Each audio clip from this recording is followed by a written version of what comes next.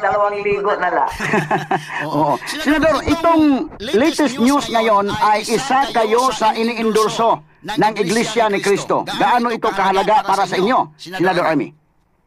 Ay, naku, malaking bagay ito at nagpapasalamat ako. Talaga naman, it's a great honor and privilege. Pero mas importante sa endorsement lamang, yung kanilang gabay. Sila yung naging guiding light para sa akin, para tumayo sa paninindigan, lumaban sa korupsyon at katiwalian. Sila talaga nagsasabi at nagbigay ng halimbawa na kailangan tumayo kapag mali na ang ginagawa. Kaya eto nga, medyo nagulat lahat, nabulagta. Kasi ang sabi ko, ang gobyerno karon kay Dili Marcos na iton. Ang gobyerno karon Romualdez o Araneta. Aray ko po, ano ba yan? Okay, so confirm dahil nakita namin yung ads ngayon na sinabi mo talaga yan, na ang gobyerno ngayon na hindi Marcos. Ang gobyerno ngayon ay Romualdez at Araneta.